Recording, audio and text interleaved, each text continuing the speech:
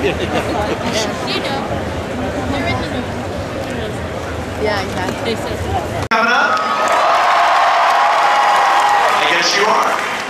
So, I just want to make a quick couple announcements. One of the things to remember is the footage on the screens that you see is really for you guys. You guys that camped out there last night. Actually, let's give a hand to those guys. You guys that camped out, waited in that line. This is really for you, so just do me a favor, please do not record anything, any of that type of footage. Comic-Con! How you guys doing? In brightest day, in blackest night. What do you guys think? Let's get going, right? Green Lantern, next summer, is going to light it up in movie theaters, but Green Lantern today is going to light it up right here in San Diego. I've been hearing a lot about people talking about Hollywood taking over Comic-Con. It seems to me, though, that it might be the other way around. I think Comic-Con's taking over Hollywood. And I think comics are taking over Hollywood. If you look at the history of Green Lantern, we have great creators like Martin O'Dell, we have Bill Finger, Gil Kane, Neil Adams, and the next person that's going to walk out on this stage. Let's hear it for Geoff Johns.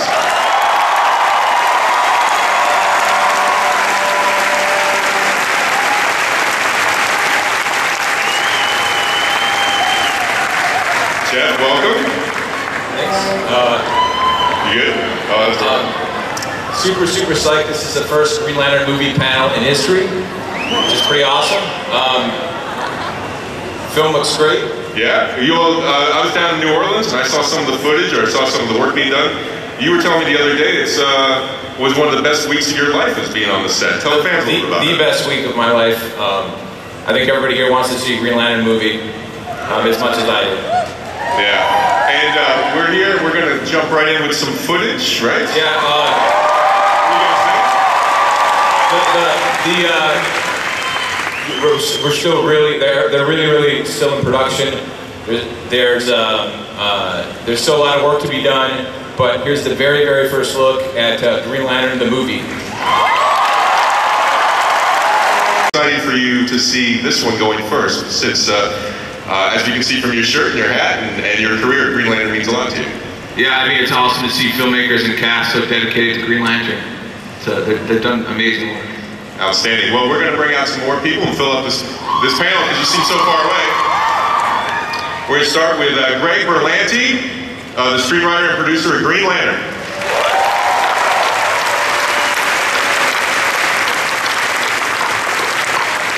And here from Donald Devine, the producer of Green Lantern.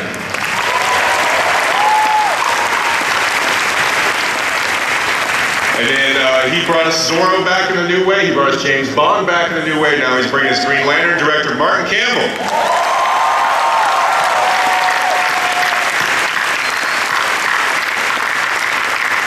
We have some cast members here for you today. Let's start with the evil genius of Hector Hammond, Peter Sarsgaard.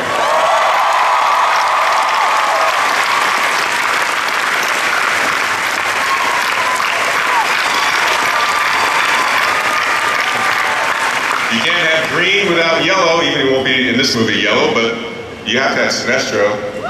Mark Strong.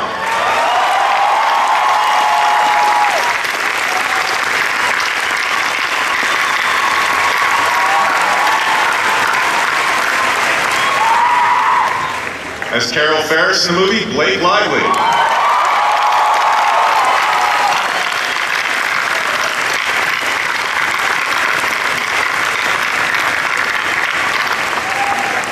And the man with the ring, Ryan Reynolds.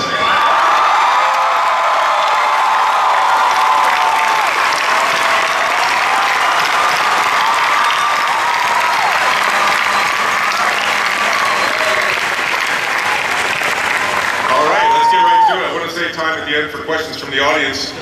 You know, Ryan, one of the things that you were telling me about before is that you turn to people like, and then Jeff, you know, I think when this property started moving forward toward Hollywood at different points, we heard a lot of different ways that the movie might have ended up, talking about some of the past projects.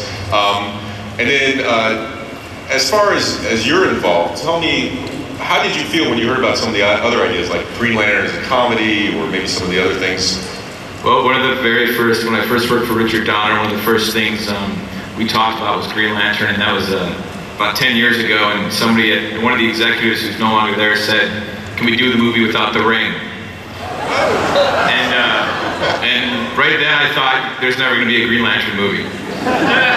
So 10 years later, to see it evolve and maybe misinterpreted as a comedy at one point, and to get to hear and see someone like Martin Campbell and the cast here tackle Green Lantern with the respect and the power, it's a dream come true. That's fantastic. And then, Ryan, tell us a little bit about the shoot. You guys have been in New Orleans. I know it's kind of sticky hot. Yeah. Yesterday's weather report was actual fire. It's a warm place. I mean, it's tough to shoot some of the action scenes outside. I mean, it's but to be down there in Louisiana, it's been such a state that's been pretty in battle as of late. It's actually fantastic to be there and to be bringing this kind of attention to that place. I think there's nobody here that would disagree with that, but they've been so welcoming for us there, and it's just been an amazing experience. We have about 3 weeks of shooting left to go down there, so God willing, we'll get through it. Yeah. I know on the home front, your wife is a Marvel character, and I think we're all wondering, does that cause any sort of domestic strife or tension? We've had some strongly worded dinners. I said this before, but we've probably got a lot more comic books lying around than your average married couple. That's for sure. But maybe not in this room. I don't know. You guys hands down. Yeah. And Blake, tell us a little bit about your character. Carol Ferris through the years has changed. There's different versions of her. For you and this film, what are some of how would you frame her as a person? Well, Carol Ferris, she's such an exciting woman to play because oftentimes the man is saving the woman, but she gets to save Hal a few times. And they're a bit of rivals. They have this past, this love, but they also they're competitors.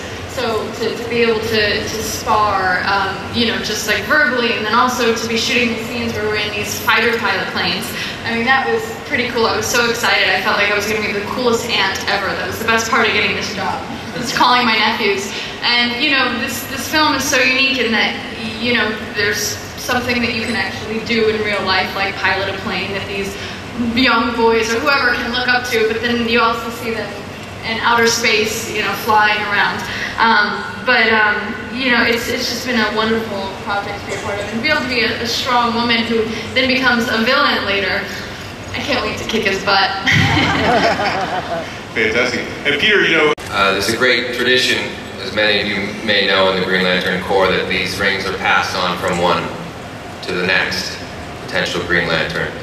And I think it would be only fitting if I parted from this ring here, and particularly left it with an audience member in this crowd. So I think that'd be pretty good. Gotta figure out exactly how to do that.